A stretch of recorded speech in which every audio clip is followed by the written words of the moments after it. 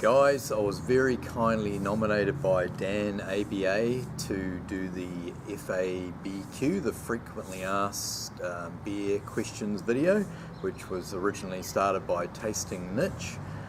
So I've got the list of questions here, but before we dive into those, I thought I would crack open a beer, and this is the Panhead XPA that Chris from No Quarter Brewing kindly sent up to me with my last order. So thank you very much for this, Chris. We'll crack this open and then we'll taste it as we go through the questions. So I've had the commercial version a few times, and I've also had a few homebrew clone versions as well. So looks like there's a bit of yeast in the bottom, so we'll just keep that in there. So there it is there, beautiful, like a golden straw colour. That looks fantastic, Chris, and it's pretty clear, just a little bit of condensation.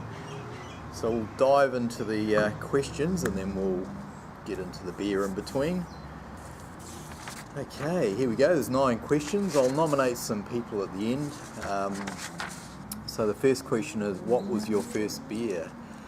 Well, I don't know what my first beer was, but my first recollection of beer was, I was probably about 10 years old, and we'd often go round to my grandparents' place, and they used to like playing cards with other members of the family, and obviously the adults would be drinking beer, etc., and us kids, they'd occasionally make up a shandy. So if you guys don't know what a shandy is, it's like a 50-50 mix of beer and lemonade or soda or whatever you call it overseas. So yeah, it probably was a low alcohol beer watered down to about 50%. So yeah, that's my first recollection. Then also probably my parents, when I was sort of in my teenage years, having parties and people round the house from their work.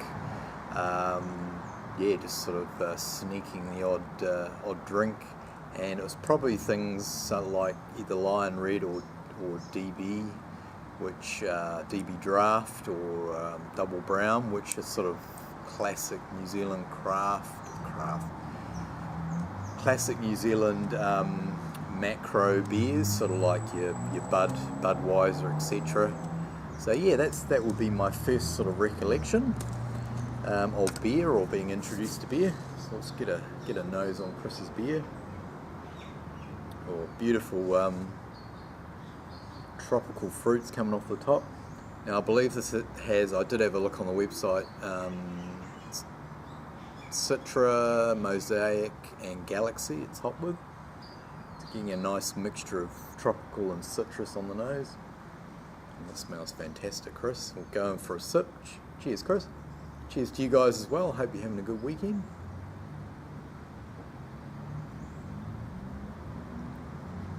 Ooh, that tastes nice. We'll come back to that in a sec.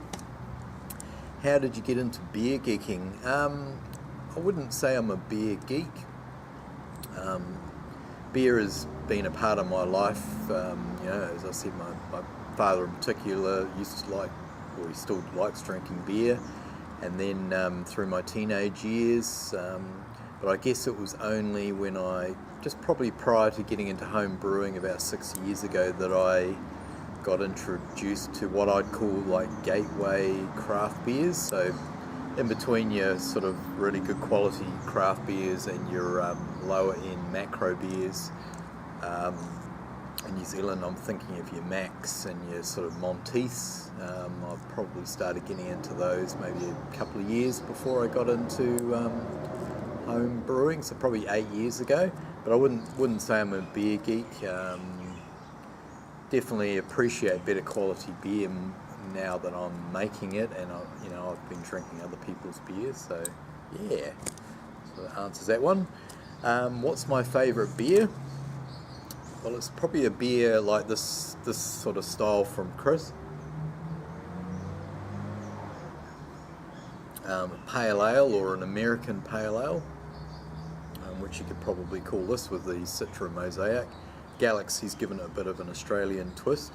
Beautiful malt base. I think this has got the ale, the pilsner and the wheat, so it's a nice sort of clean, crisp, nice mouth texture from the wheat sort of base to go with the hops. So something like this, I think it's a style you can drink all year round, whereas, you know, I could say stouts or black IPAs or other beers, but I think they're more seasonal, so I'd have to say like a nice APA.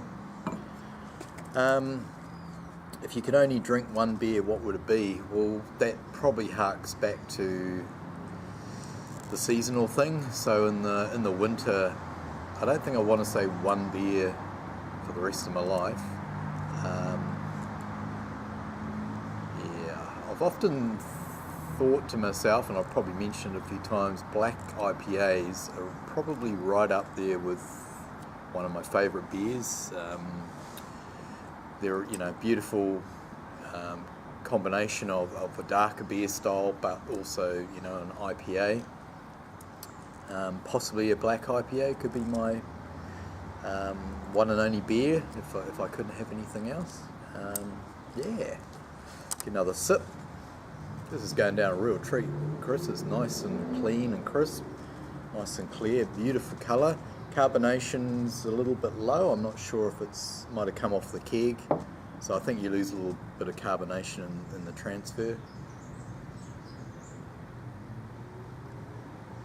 But yeah, love that combination of the hops, the tropical and the citrus. Definitely a beer you could sit on if you're outside in the summer. Okay, next question. How do you drink so much and stay healthy? As a lot of other people have said, I don't think I drink a lot. I might have, during Monday to Friday, I might have 3 beers maybe, and in the weekend, maybe double that over the weekend, maybe 5 or 6, sometimes not even that.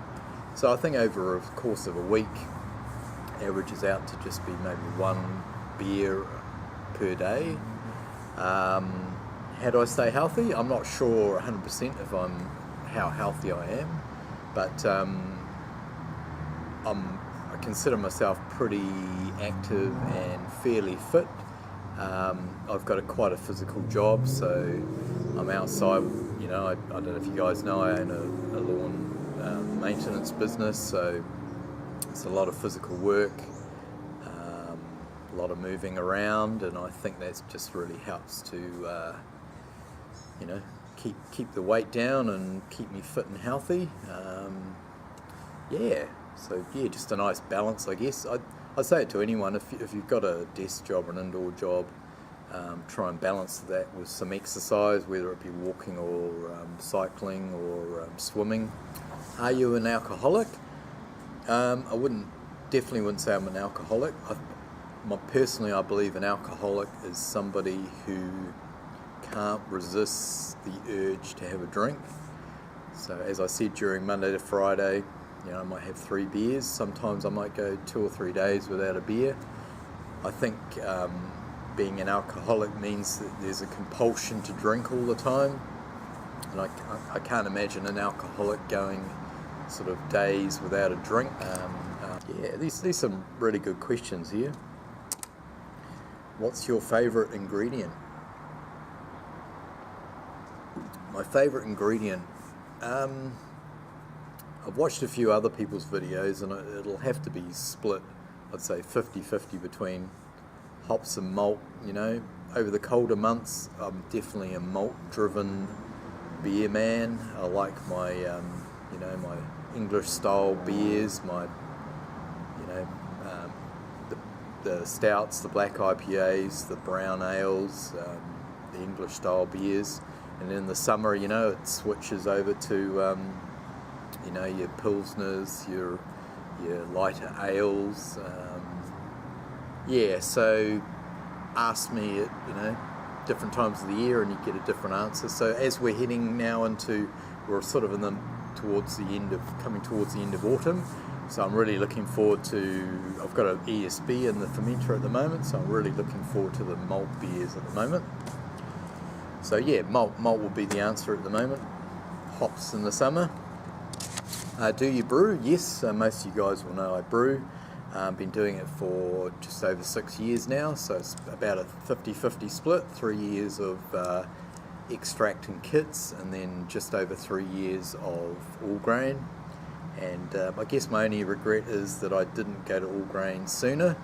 I think before I went to all grain, there was a bit of a mystique about all grain brewing, and I thought that it was a huge leap from going extract and kits to all grain. But I'd say to anyone that's thinking about making the change is, yeah, just go for it. You know, if you're doing it on a stovetop in a small batch first up, the worst thing that's going to happen is, you know, you might spend, you know, $20 or less than that, hopefully, on some grains and hops, etc. The best you can hope for is you could well make the best beer you've made. My first all grain was better than all my previous extract and kit beers, without doubt. I think I was just totally blown away, and it wasn't the best all grain beer in the world, but it was just better than all the previous beers. So yeah, have a bash. You can't. Well, that's cracker. I reckon that's as good, if not better, than the commercial version of the Panhead XPA. Who in the beer world do you look up to? I think I just look up to anyone that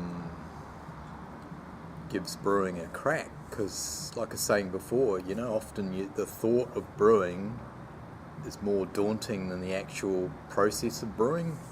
It's like going to the gym. You know, the hardest part of going to the gym is actually jumping in the car and going to the gym. Once you're there, you're committed to working out. It's the same with brewing, you know. Once you take that first step, decide what you want to brew, you get the bits and pieces, and you just get into it.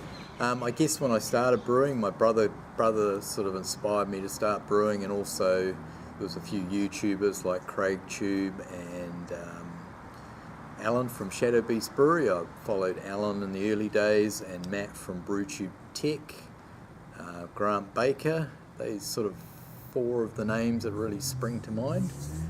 So yeah, I hope that's given you a bit of an insight. Thank you very much again for this, Chris. Top-notch beer. Yeah, it's just such a beautiful, clean drop, and the hops really shine through as a result, I think.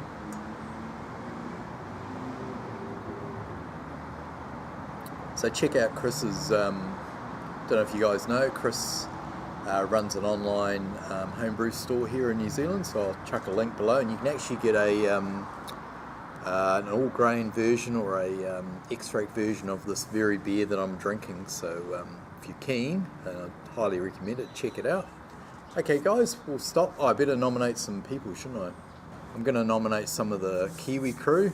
I know that Alan from Shadow Beast Brewery's already been nominated, but I'm going to nominate Grant Baker, Nathan McKenzie, and we'll do some of the Auckland guys. We'll go for Carl from Floor Sweepers Union, Luke from Wagon Brewing, and we'll do the actually Sean from Megaton, and we'll do Aidan from 1490, and Chris from Wagon Brewing. So cheers guys, thanks for watching, and yeah, we'll catch you next time. Over and out.